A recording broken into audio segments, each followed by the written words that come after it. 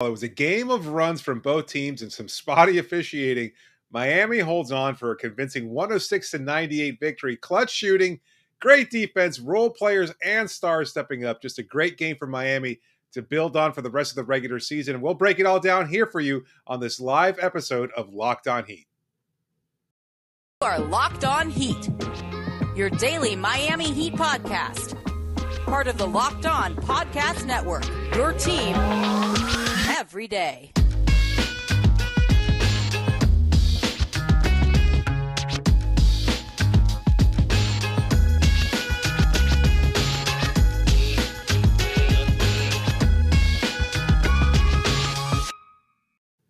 Hello, Heat Nation. It's a Thursday edition of Locked On Heat, your daily podcast covering all things Miami Heat. However you may be listening or watching on YouTube, Odyssey, or in your favorite podcast app, thanks so much for making us your first listen every day.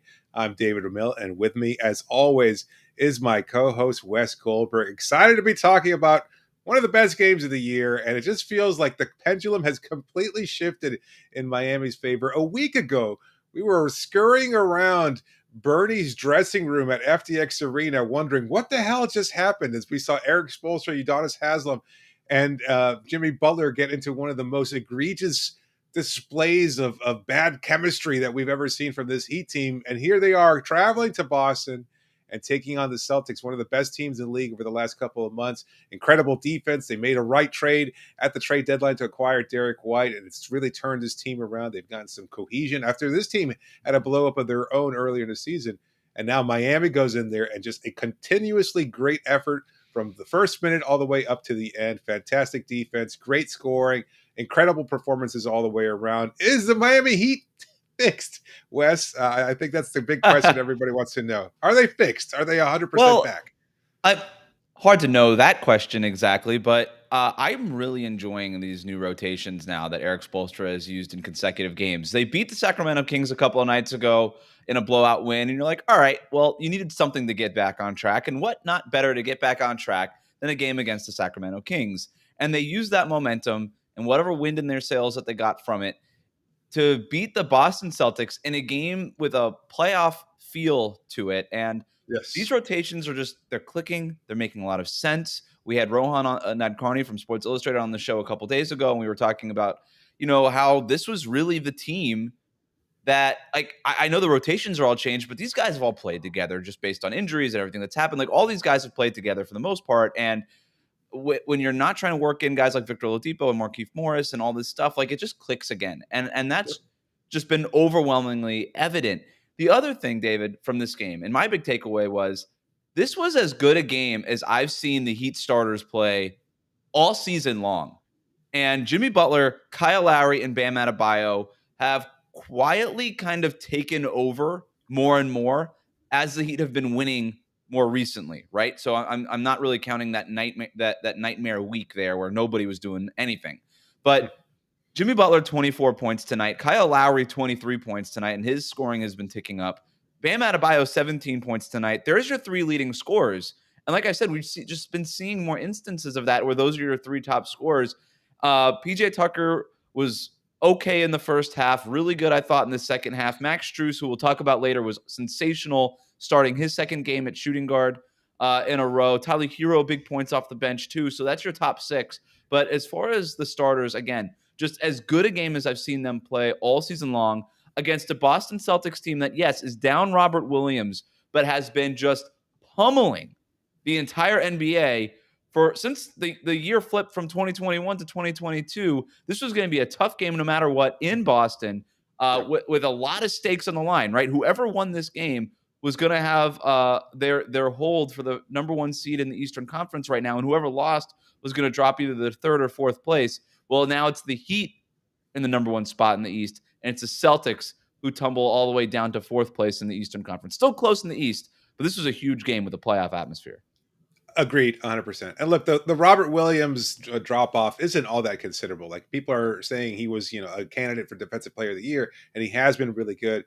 I can't stomach somehow. I can't process similar to what we saw last year from Utah's 6 Man of the Year race, where it was Joe Ingles or Jordan Clarkson, the same way it was a couple years ago with Montrezl Harrell and Lou Williams. Like, you can't both get it. Like, you can't have 2 6 Men of the Year on the same team. You can't have two defensive players of the year on the same team.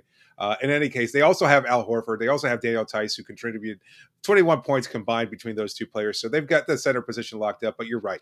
The starters were fantastic. And Max Strus back in the starting lineup for his second straight game. Not just the birthday present on Monday against the Sacramento Kings, starting and having his troubles early on. It looked like he was getting picked on by Marcus Smart, Jaylen Brown, etc., and then slowly started to come around and had a fantastic fourth quarter. Not just spotting the game here and there with some clutch shooting, but also defensively drawing a huge charge on Jason Tatum, getting a block late in the game too, just doing some fantastic work defensively. Something that we had not expected from him. I know I haven't necessarily been critical of Max Strus's defense, but I've also lauded Duncan Robinson on his defensive effort all season long. But Max really showed up tonight. I think his best defensive game of the year by far. I think, we could get into the X's and O's and why you put Max Strus in over Duncan Robinson, the three-point percentage. Is he better defensively? Is he better off the dribble? And all that stuff. And yeah, I do think that Max Strus is a little bit better off the dribble than Duncan Robinson can, right? Like, Duncan Robinson's basically going to do closeout dribbles, and that's basically it. Strus can make stuff happen a little bit more. I actually think an underrated reason why Spo went Strus over Duncan Robinson is I think Strus is a little bit better of a passer than Duncan Robinson is too. But ultimately what it comes down to is just Max Strus is just a gamer, man. And that has nothing to do with Duncan Robinson. I hate comparing those two, and I've avoided it all season long. Max Strus is a gamer, and he stepped up tonight for sure. I want to kind of zoom out again, though, on that starting lineup, because this was I can't stress how good the Celtics are enough. Like, I don't know how many Heat fans listening to this, tuning in right now, have watched the Celtics a lot lately. That is just lost half of them. That's a really good team that I know, again, losing Robert Williams, they're still, like, that does not eliminate them from the conversation in the Eastern Conference. It hurts, but it doesn't eliminate them at all. But to me, this was sort of what we envisioned this Miami Heat group looking like when it was assembled. And not to say we haven't seen it. We saw a lot of it for most of the year. But to me, like, what was on so much display here was just the collective basketball IQ of this team, right? Like, obviously they made some shots. Jimmy Butler making some big fourth quarter mid-range shots. Bam Adebayo had his floater going. Kyle Lowry was stepping into threes and all those things. But it wasn't like, those weren't necessarily tough shots, right? They were creating open looks because of with their basketball IQ, knowing when to cut at the right time, knowing when to flare off of what screen and when. Like, I just thought that Miami's top players, their leaders, their veterans, kind of worked Boston's defense, which has been the best in the league for a very long time now. That was the basketball IQ, right? Like, obviously this team is talented, but its greatest strength when it leans all the way into its basketball IQ and just finds easy looks, all that stuff where we're talking about the half-court offense, all of that stuff that we've been discussing about, can this team score in the fourth quarter and late in games, that was there, right? We saw all of that tonight. I never want to necessarily trash another team or anything like that. I'm not going to disparage Boston, because all your points were absolutely valid, that they've been great. But even when Miami was losing late in the fourth quarter, when they let slip another lead yet again, I was convinced that they were playing significantly better than Boston. Like, Boston felt like the beneficiary of some ridiculous officiating. I think they got an awful lot of and one calls in their favor. And I know the officiating swung in both ways eventually, but I think that Miami played a better game overall. And this is, again, to your point, Boston has been one of the best teams in the NBA for the last half of the season and even beyond that. And Miami not only held their own, but surpassed them in every way. I think they did a fantastic job. They made smart plays. They made some boneheaded plays, but overall, I think they showed themselves to be the much better team. And I think it might be possibly Miami's best, if not biggest, win of the season. Certainly a momentum shift, considering where we were just a week ago when the sky was falling and and Miami was in the middle of the. It's crazy what one big win can do. It just erases all of that. We're back, stuff. Baby. We're back. That's it. It's all. It does, but over. like, it feels that way, and I know we're making fun of it, but isn't it kind of true, right? Like, people just feel better when they're winning, and NBA Finals or bust. This team's going to go all the way. The Celtics suck. Miami is clearly the better team. I Robert mean, Williams, Jason Tatum and Jaylen Brown were right there. They were playing really well. I mean, Tatum was he was 0 of 5 from 3-point range, but he could not be stopped within the arc, right? 23 points on 9 of 17 shooting, 9 of 12 if you eliminate the threes. Jaylen Brown, kind of on the flip side, he couldn't really make anything at the basket, but he made like five of his first 6 3-pointers. Yeah, he was really good. It probably wasn't the best Celtics performance, okay? It probably wasn't. But you also have to credit Miami for some of that too, right? Like defensively, they were really good. I thought Bam Adebayo, I know that we've been talking about like Jimmy and Bam, Kyle. I thought Bam Adebayo was the best player on the court tonight. Ooh. I thought he was the best player on the court tonight. And I don't really think it was close, okay? Like what he did defensively was incredible. And it is a reminder of why, yes, the Celtics are a tough matchup for everyone, including the Heat. But the Heat are a tough matchup for the Boston Celtics. And it's what we saw tonight. And it's because of Bam Adebayo. And it's because of the way Bam played tonight that's true. And it reminds me of the Eastern Conference Finals in the bubble and when Bam just messed everything up for Boston on offense, right? And so Bam Adebayo is just such a nightmare for the Celtics in a matchup perspective. 17 points on 5 of 10 shooting, 12 rebounds, 8 assists, 2 steals. And that doesn't even come close to telling the whole story. He was dominant tonight. Yeah, that's our defensive player of the year that you're talking about there. Fantastic game from Bam. Fantastic game all around. Nobody particularly struggled. Duncan Robinson maybe off the bench didn't have a great game. Tyler Tough Hero first half for Hero. Yeah.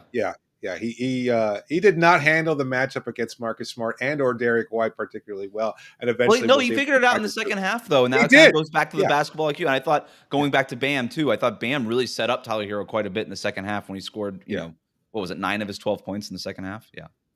So we'll talk about who deserves the credit for today's game, a game that I, by the way, predicted all the way that Miami would win. And then we'll get into some questions from all of you watching and listening. If you could just shoot those into our comment here in our chat, make sure to send those in. We'll answer those later on throughout the show. But yes, another great game for Miami, a 106-98 victory.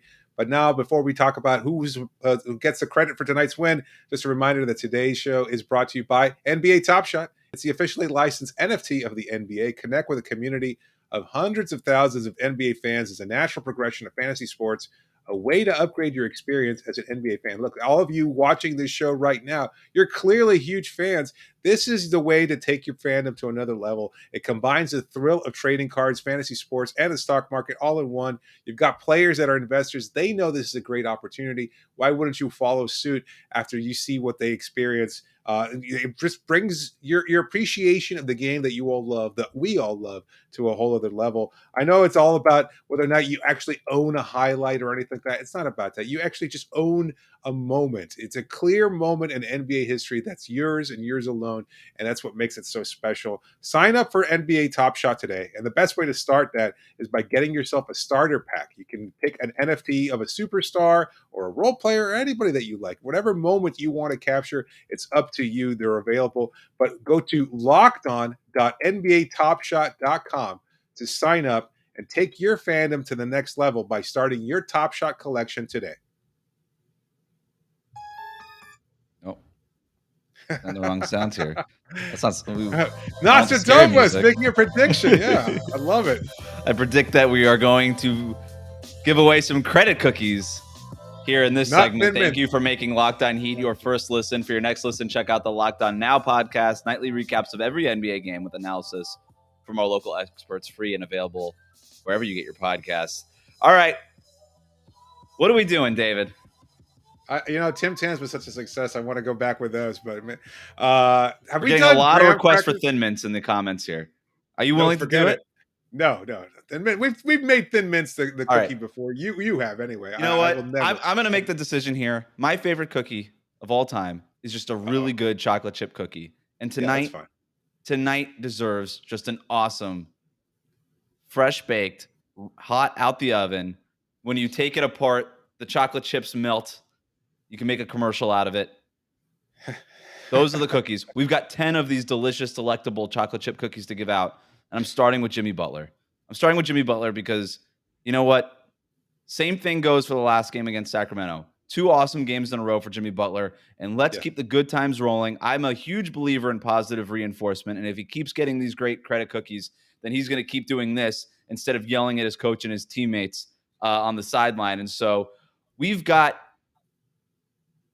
I'm going to go 2 credit cookies for Jimmy Butler. I wish I could give him more, 2. but we just got too many to give out. So I'm going to give 2 credit cookies to Jimmy Butler. Specifically, it would have been 1, but and then that in fourth quarter, he earned another cookie, making just 2 or 3 really clutch mid-range jumpers in that fourth quarter, reminiscent of Jimmy Butler in the bubble, reminiscent of the Jimmy Butler that we know that he can get up to. Kind of not the Jimmy Butler we've seen, quite frankly, for most of this season. That mid-range game has been really shaky. It was not tonight. He had it going, and the Heat are going to need it going like that if they're going to get to the NBA Finals. And so 2 credit cookies, mostly for positive reinforcement to Jimmy Butler. You know, it's funny because the whole fight, or at least what we inferred from it, the altercation, if you will, not necessarily a fight, and everything that we've seen from Jimmy in moments here and there throughout the season is all about Jimmy continuing to do things his own way, right? Or the fact that maybe he's no longer the player he once was, and a failure on his part to accept that maybe he's no longer the player that he is. And yet here we are, 2 games into this post losing streak experiment with Max Strus as a starter. And somehow Jimmy has been able to become a better, more effective player by taking less of a role offensively. And that's the kind of dramatic revolution here that we're seeing. It's worked out beautifully where he's less of a role player or more of a role player than he once was with a reduced role. And yet he's become much more effective and efficient in doing what he does best, which is still scoring at a high level, getting to the line, playing incredible defense. The ball's out of his hands for a great period of time because of the staggered rotations. He's playing alongside Kyle Lowry. He's playing alongside Tyler Hero for significant more minutes. And it's just become a noticeable difference in how good Jimmy has become playing off ball. The cutting's there, the efficient drives to the basket, the spacing is there. He's allowed to go to work. There was 1 or 2 possession where it was a little clunky there, where either Tyler or Bam was kind of in Jimmy's way in the paint. But other than that, it looked like it was just smooth sailing for Jimmy, letting him operate in infrequent opportunities and able to make the most of those, just maximizing what he does well, even while it takes the ball out of his hands. So it's just worked out so well over the last week. I'm going to give Bam Adebayo 3 of these gooey, delicious chocolate chip cookies. All the reasons that I said before. Gooey's a good word for cookies. I feel like if you described a cookie as gooey, I would be like intrigued by that cookie. No, that's disgusting. Gooey? Chewy, maybe. Chewy. I don't want that chewy. I want like a nice crisp on the edges. Chewy in the middle, crispy on the outside, chewy in the middle. Bam Adebayo gets 3 of those babies. All the reasons I said before. We don't have to beleaguer the point. But again, if Bam is playing like this, if Jimmy is playing like this Heat team does not have a ceiling, right? I want to give 1 to Kyle Lowry. I mentioned the basketball IQ earlier in the show. Credit Kyle Lowry for most of that too, because that's why you bring a guy like Kyle Lowry on board, is because of that. He was attacking, was it the start of the third quarter, David, where he hit like a couple of step into threes, and he just saw Grant. So the Celtics started with Grant Williams, who's starting in place of Robert Williams, on Kyle Lowry. Lowry was like, you know what? I'm going to eat this guy up. Barbecue chicken. Let's go. And he would just usually it was a Dwayne Dedmon screen. At that point in the game, I think it was, but he would come around a screen. Grant Williams would go under the screen, not come all the way out because he's not a guard, and Kyle Lowry was just using, Williams' relative lack of speed there, just getting that shot off quickly, and he hit like 2 threes in a row, and then that forced the Celtics to kind of rejigger their entire matchups defensively. They wouldn't put Grant Williams on him again because it was just barbecue chicken for Kyle Lowry. So he's getting a credit cookie for that. Anything on Lowry before we move on? Yeah, 3 of 5 in the third quarter, 10 points for him, 10 of his 23 points. Fantastic showing there. And it was at a moment there where Miami had a slight lead going out of the half. and yet they needed to build on that. You weren't sure how they were going to respond because the Boston Celtics defense has been so good, and they've really owned most of the second halves, and yet Miami responded by punching them first and kind of setting the tone. And while Boston eventually came back, Miami had already built enough momentum they were continually able to build off that. It didn't seem like any team was really able to pull away from the other, and that kind of benefited Miami more to their pace. From what we saw this last matchup, Boston's certainly capable of blowing out teams. They've done that pretty consistently over the last couple of months of their hot streak. Miami hung tight, and a big part of that was Kyle Lowry. So great game from him.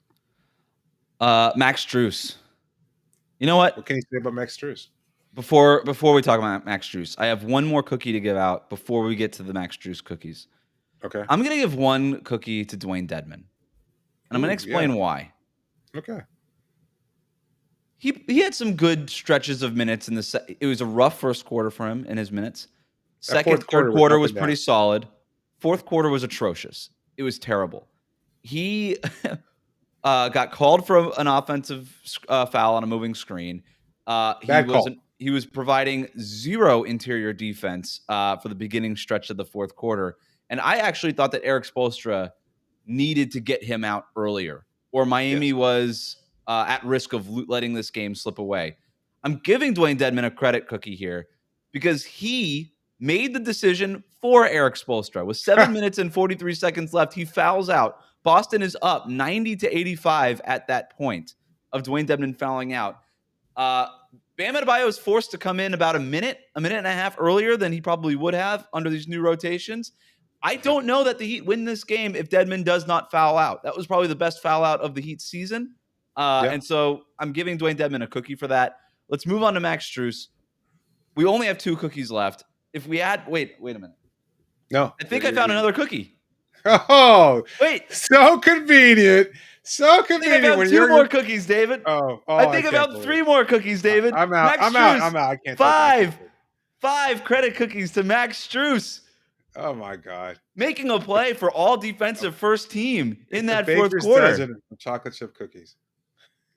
Max Strus, unbelievable tonight. He is a gamer. I said it before. I'm going to say it again. Max Strus, 14 points, 4 of 9 shooting, blah, blah, blah, 7 rebounds, 3 steals. He had 2 blocks. David, I don't even care about the box score.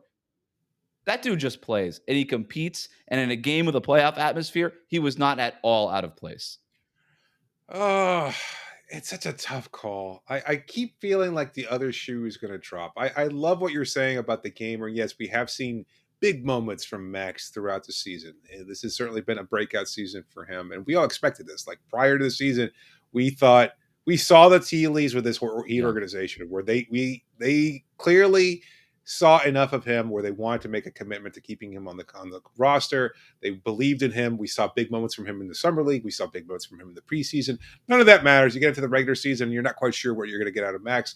Slowly but surely, he's become a much more important part of what this team does. And yet here he is starting.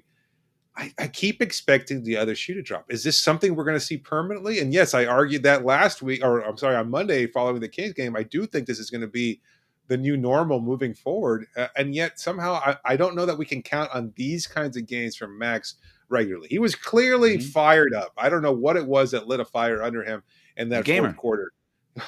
Maybe that's all it is. If that's all it is, well, you know what? You take it. Jake Crowder had moments like that too, where he just stepped up on the right occasion. I don't know if Strus is that kind of player just yet. I don't know if he gets that kind of credit moving forward. Well, that's why that's the luxury of having somebody like Duncan Robinson right there in reserve, right? If Max Strus for some reason falls off and he enters some sort of shooting slump, right? Then you have Duncan Robinson right there.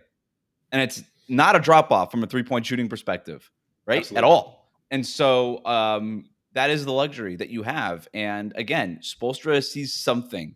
There is a reason that Erik Spoelstra is putting Max Strus in the starting lineup.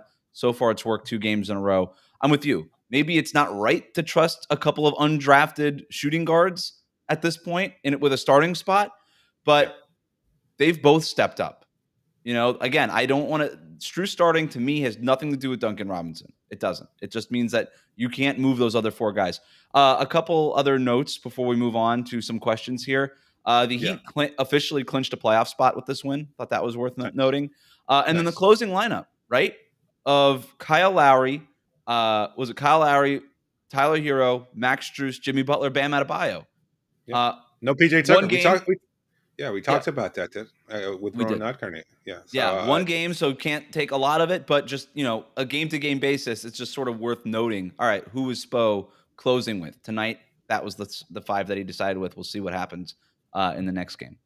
And, I'm okay with that. I know that we had this argument or discussion yesterday, and I know we've had it at various points throughout the season. And I know that you need some kind of chemistry, some kind of stability in knowing that, but you also have to remain flexible. And today you go with the quote unquote hot hand, and that was Max Strus. He had the hot hand defensively. He played a great role, was effective out there. And so you leave him out there. He earned that opportunity. Why not leave him out there? He was able to move well. He was able to keep up with, Boston's star players. Like, he had a great play on Jason Tatum. And when you do something like that, you earn the ability to stay out there, and you earn the right to be out there. And good point. Yes. And Tyler Hero, Max Strus, neither of them were attacked defensively that we saw, a week ago against Philadelphia. Right. And that was a really big reason of why they were able to stay on the floor and why you don't have to lean all the way defense with somebody like PJ Tucker. All right. Well, we'll answer some of your questions in the next segment, so make sure to send those in there. We're wrapping up this special edition, a live edition of Locked On Heat. And before we do that, I also want to point out that our esteemed competition, if you will, or another one of the great podcasts out there covering the Miami Heat, the Miami Heat Beat, are having a live show of their own at some point today. I'm not sure if it's currently ongoing or not. They usually do a post-game show, and they're also doing a charity event for a great cause. So if you can go and contribute at some point, we'll be wrapping up here within the next 10 minutes or so. But once we're done here, if you want to hop on over to the Heat Beat chat and make sure that you support them and support the great cause that they're collecting money for, that would be an awesome thing to do. And while you're at that, just a reminder that today's show is also brought to you by BetOnline. After months of playing, college basketball has determined the top teams for the Final Four and will determine this year's national championship this coming week. Wes, you got a pick for the Final Four? I had Houston and Gonzaga, so I'm not looking good. But now I'm pulling for UNC. Yep. Knock Coach K out of this thing. I'm over it. Yeah. So Kansas, UNC for the championship. That's how I see it. I think UNC is going to win it, right? That makes sense. BetOnline.net is your number one source for all your betting needs and sports info. From all the latest odds, contests, and player props, you name it, BetOnline remains the best spot for all of your latest sports developments, including podcasts like this and reviews for all the leagues this season. And it's not just basketball. BetOnline is your continued source for all your sporting wagering information needs, including live betting and your favorite Vegas casino games. Head to the website today or use your mobile device to learn more about the trends in action. BetOnline, where the game starts.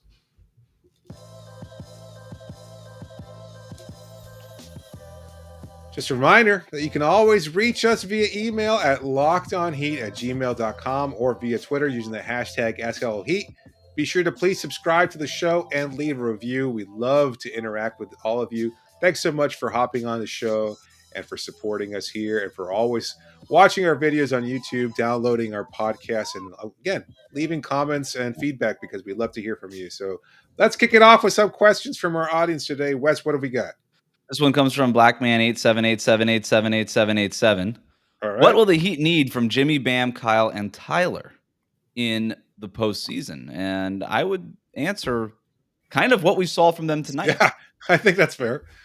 Look, I mean, if you're looking at specific roles, you need all of them to step up to varying degrees. I think Tyler has to be able to provide some more scoring. He's clearly become the focal point for opposing defenses. Yes. We saw that during the 4-game losing streak. We saw that today from Boston. We did. They're a great defensive team. Mm-hmm. They try to keep him out of his comfort zone, challenge him a little bit physically. He's more equipped to deal with it now than he was last year. And he's still able to get his shot off. But you could tell, like, he was uncomfortable early on because that shot was not just off, it was off by a lot. Yeah. Like, he was missing everything, hit the side. They're bad shots. He wasn't getting good shots. Yeah. He was forcing them up. Yep. Yeah. So I think you need to see him kind of stabilize a little bit. And we saw that during the second half. So that's encouraging. And I think we can start to see that more regularly. He's not going to start. I think that might be an ace in the hole if somebody gets hurt or if you're down in a series or something like that. Matchup, but I think you're going to continue. Yeah. I think you're going to continue to see him come off the bench. And that's fine. That's where he can thrive. And he will. For Kyle and Jimmy. Well, before you move off of Tyler. Let's do it. Yeah.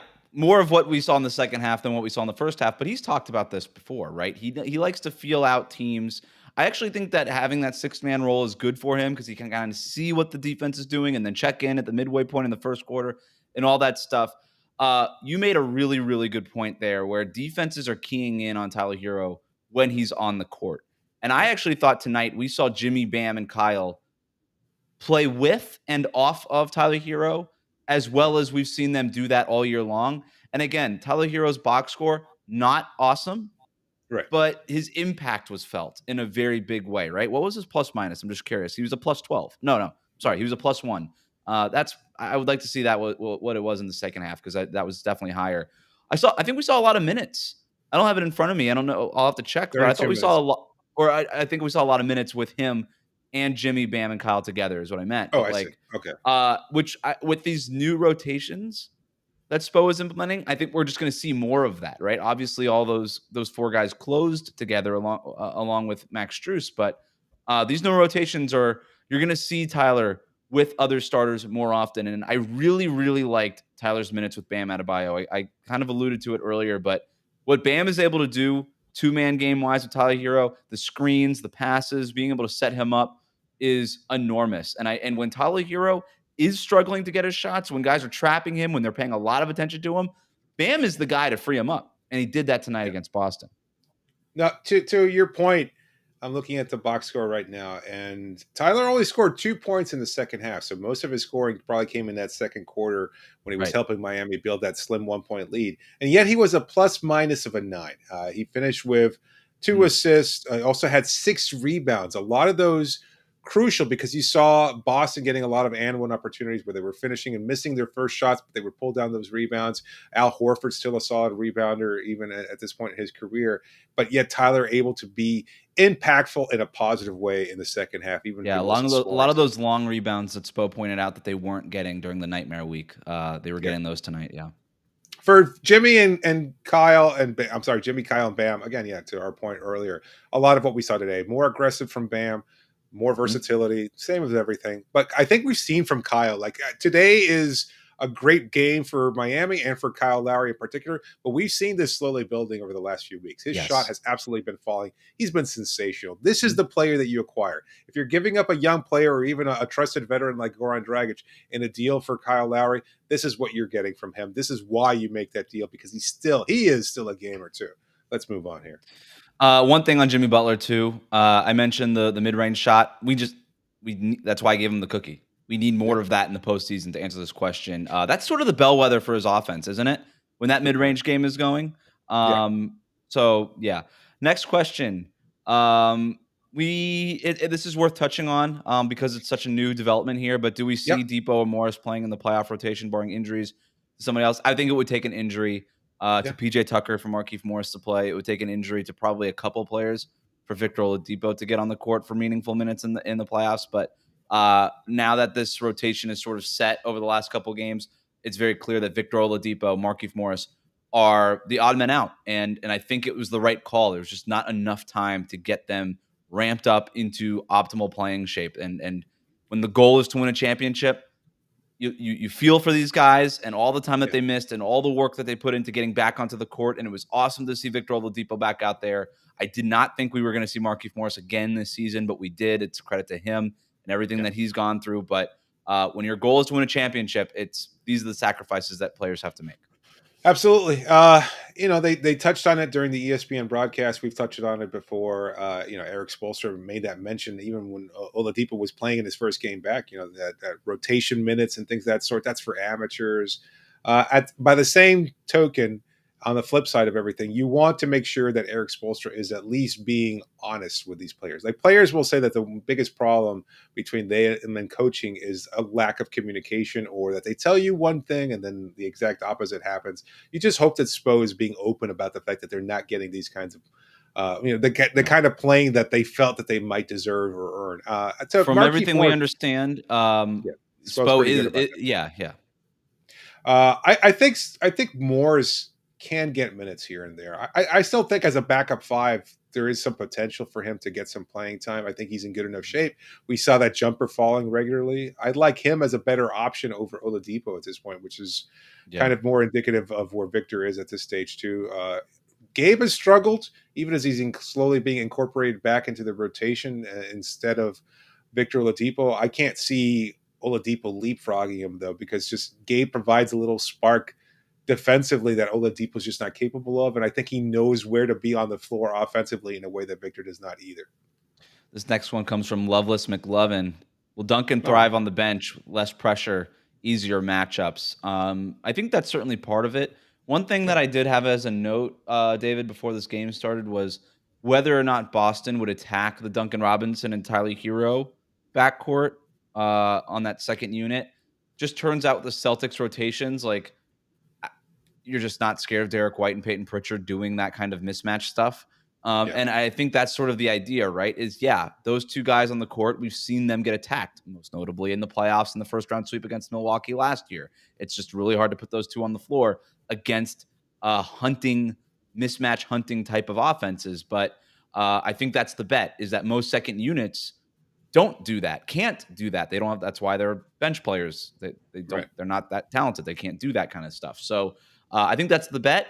And I think if it comes to the situation in the postseason where they are having that issue, well, then you just shorten your starters, or you shorten your bench, you lengthen the starters' minutes, and you just have less of Duncan Robinson and Tyler Hero together off the bench. Yeah, all good points. I didn't expect Duncan to be coming off the bench late in the season, and yet it seems to have worked. And I think he'll continue to find a way to thrive. Look, he might be more effective or efficient in whatever minutes he gets, but at the same time, he'll probably wind up playing less minutes than he was before. Even before, while he was sitting out fourth quarters, he'll probably top off at 15 minutes a game, which is far less than he was playing before that. But anyway, it's what he had tonight. Strus played 32 minutes. Dwayne Dedmon played 14 and a half minutes. Gabe Vincent, 13 minutes. No minutes in the second quarter for Gabe Vincent, which I found weird, but maybe that's just a wrinkle of the rotation. He wasn't very good, unfortunately. Yeah, he wasn't very good. Do you guys think, this one comes from Matthew Taylor, do you guys not think Tyler should start in the playoffs? Max and Strus off the bench? No, I think Tyler Hero is good right where he is. Let him keep playing sixth man. I think in certain matchups, maybe if you just need that shot creation, but I just think that the way they stagger their lineups and the fact that Tyler Hero closes games anyway, it's more important that he's there at the end of games than he is in the beginning of games. All right. I like this one. Philip writes in, old school question, who is better for the Heat, Brian Grant or PJ Brown? I'll let you take this one, David. Oh, that's a tough one. That is really tough. Like PJ Brown, part of much more successful teams. He played his role very effectively. He just had a far less role. Brian Grant was never supposed to be what Brian Grant became for the Heat. Like, he was acquired as the power forward who was supposed to be playing alongside Alonzo Mourning in 2000. I think it was when the acquisition was made. They had Anthony Mason there as a backup. They had traded for Eddie Jones and getting rid of Jamal Mashburn to Charlotte. So they were retooling this team. Brian Grant was a great complementary player to Alonzo Mourning, but then Alonzo Mourning, of course, developed his kidney disease, and he was thrust into the starting lineup as a center. I'll never forget one matchup. It's always stood out in my head. Yao Ming complaining about Brian Grant clawing his back up like a tiger, because, of course, Brian Grant topping off like a 6'8", 6'9", maybe, and facing Yao Ming, who was 7'5" and so much bigger than he was, and like just doing what he could to keep the big man off the boards. This is a long-winded answer. I'd say Brian Grant was the better player, but PJ Brown was more effective in what he was supposed to be doing, which is the role that Brian Grant was acquired for. He just wound up taking on a much bigger role throughout his 3 seasons in Miami. We got time for a couple more. This one comes from Matthew Taylor's. Guys, are you not concerned about size like me for the playoffs? Yurtseven needs minutes. Could be really important. I'm worried about Bucks and the Nets. They could go really big. Brook Lopez is back for the Bucks. It's a concern. It's been a concern. Well, this is why Dwayne Dedmon is important, and this is why he shouldn't get into foul trouble. And that was kind of the reason he was almost out of the league, by the way, is that it was such a concern with him just reaching and picking up early fouls in games. But that's the importance of Dwayne Dedmon, and ultimately why I think Spo went with him over Markieff Morris in this newest edition of the rotations. Yeah, no, that's fair. I don't think you want to put the first year player in a playoff situation against the defending champs and say, go to work and see what you can do. Yeah, I don't think that's a realistic option. No, Yurtseven's not going to be a playoff guy. That's why Dedmon is there. Maybe Yurtseven's that guy next year, but right now, I mean, there's a reason he's not in the rotation. It's not because Spoelstra doesn't like him personally. It's because he's young and he's still prone to some mistakes. I know it's not easy to see those mistakes, but when you're a head coach of a basketball team who's won multiple championships, those are the kind of mistakes that you notice, and you just trust Dedmon in those spots a little bit more. If am I concerned with size overall? I'm not really concerned about it unless, depending on the matchup, I would only be concerned about it against Philly and Milwaukee. I watched that Bucks game the other night against Philly, and even against Philly, the Bucks are just huge. I mean, obviously Philly's got Joel Embiid, but then just 1-5 on Milwaukee is just a bunch of enormous humans, and we saw them smother the Heat. So yeah, that is a concern. Like, the Heat aren't the automatic favorites. Like, this is a team with weaknesses for a reason.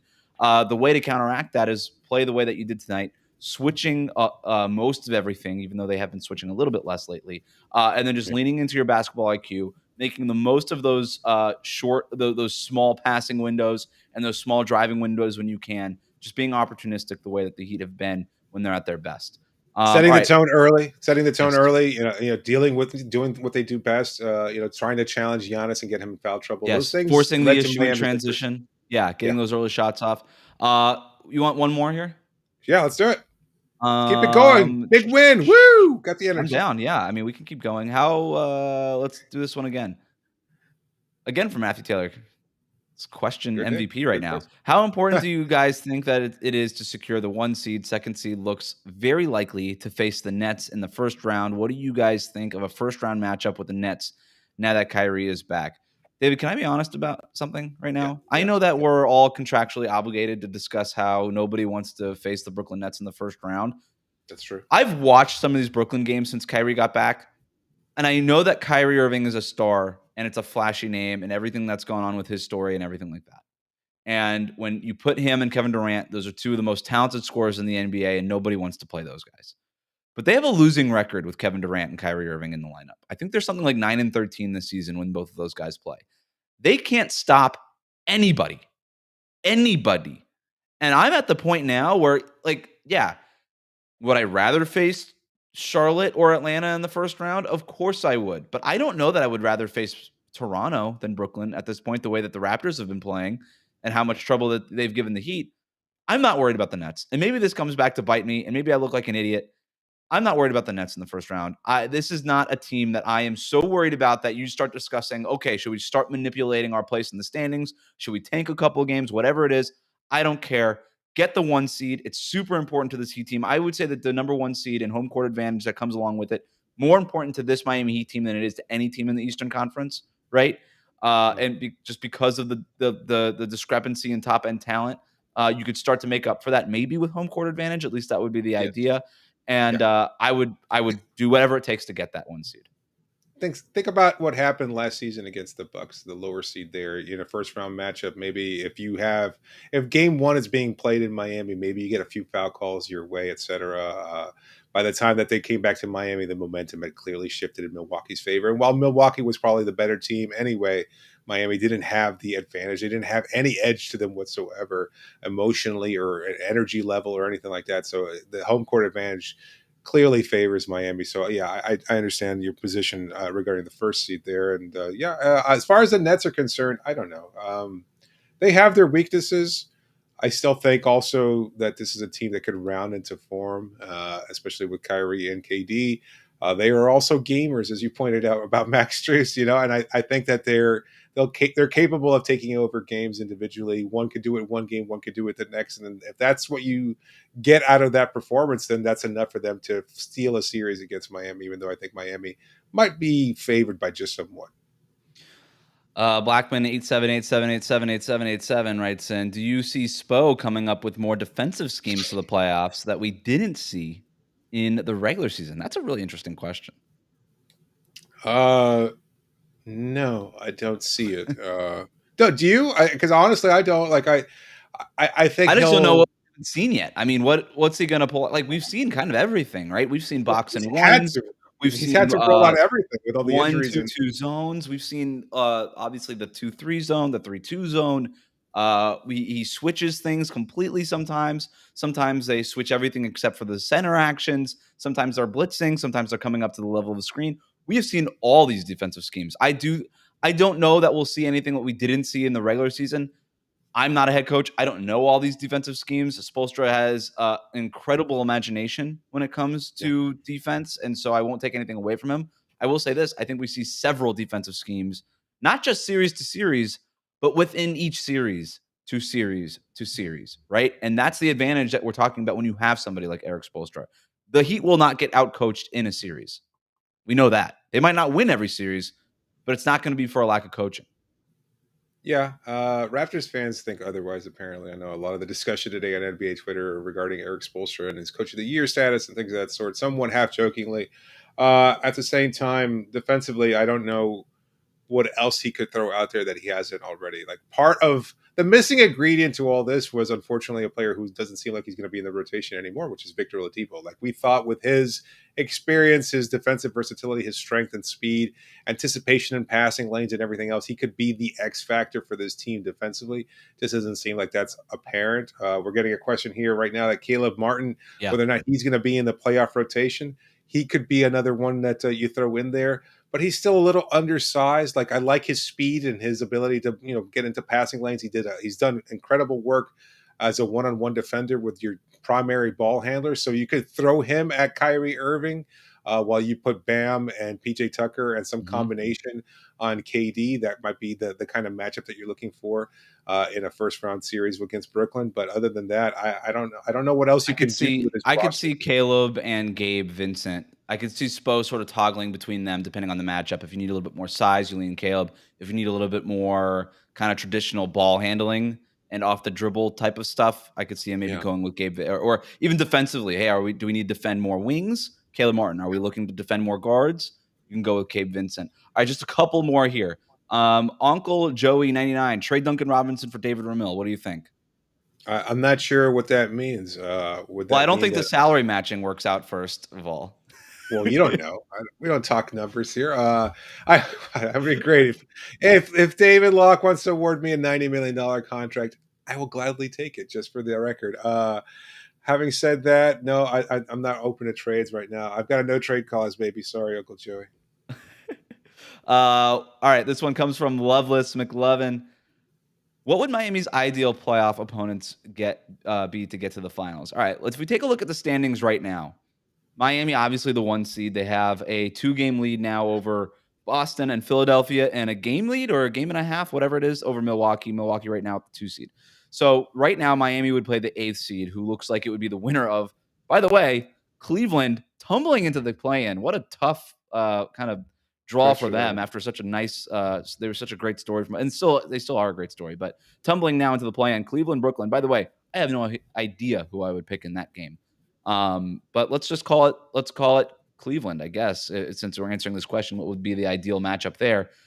Cleveland, or no, I guess we would hope that Brooklyn would win. Cleveland would fall into that the winner of the 9-10 matchup, and then maybe Cleveland wins that game, and then Miami plays Cleveland in the first round, right? Which would be ideal, and then Brooklyn gets forced into the 7 seed playing Milwaukee in the first round. So Miami, Cleveland, obviously, Cleveland, again, great story. That's a walkover. Miami probably sweeps them, I think, in the first round, at the most 5 games. And then if after that, you're looking at Boston and Chicago, the winner of that series right now, if the playoffs started today. And obviously you would prefer Chicago out of that matchup. But that's not going to happen. Like, I don't think Chicago makes it out of that round right now. So it would probably be the Celtics.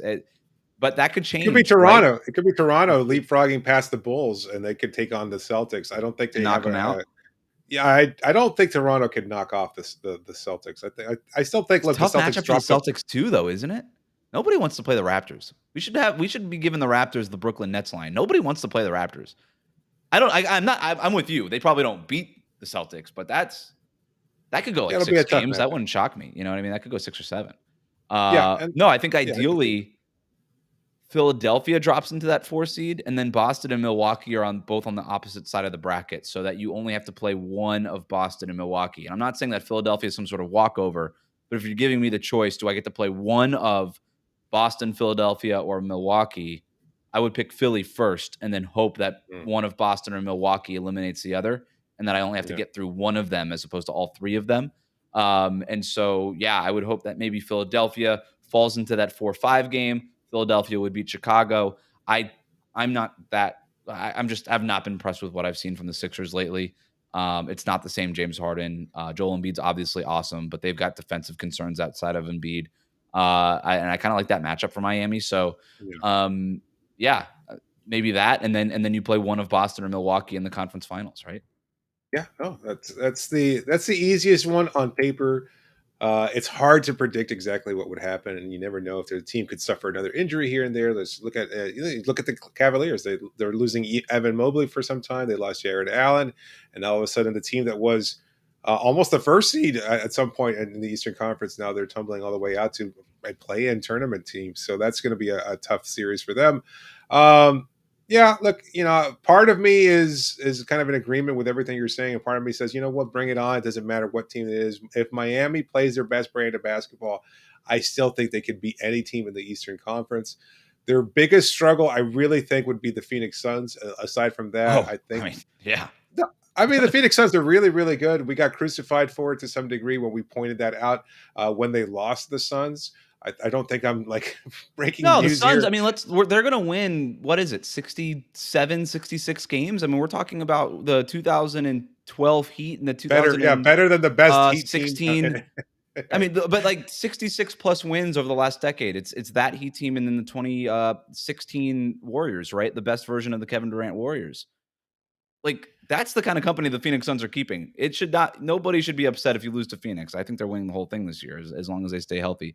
Last thing here, David, before we sign off. Okay. Matthew Taylor, the MVP of the show right now. I'm watching this at 5 a.m. in Cape Town, South Africa. I start work at 7 a.m. Go to work, Matt. No, don't go to work. Call in sick. Watch Heat games all day. Don't worry about it. We'll pay your salary for the day. We got you, Matt. No, we won't. Wes is going to cover your salary. I got some chocolate chip cookies and Tim Tams in the mail. Some Thin Mints in the mail to David, though. Yes. No, Tim Tams, we will accept Tim Tams in payment. That's absolutely the truth. We've never tried it before, but we'd love to. Somehow we came back to cookies. This is the theme for this show. We always talk about cookies. We talked about Girl Scouts, people attacking my choice not to enjoy Girl Scout cookies. Anyway, we'll wrap it up. Thanks so much, everybody that tuned in. We love hearing back from everybody. We love all the questions. We love all the feedback. Keep it coming, and hopefully we'll do this again for an upcoming show. Thanks so much to everybody that tuned in, and thank you so much for making Locked On Heat your first listen every day, and make your second listen Locked On NBA. Locked On experts covering the biggest stories around the NBA every Monday through Friday in less than 30 minutes. It's free and available wherever you get podcasts. This is David Ramil signing up for now. Thanks for joining me, Wes. Like, subscribe on YouTube. Wrap it up, B.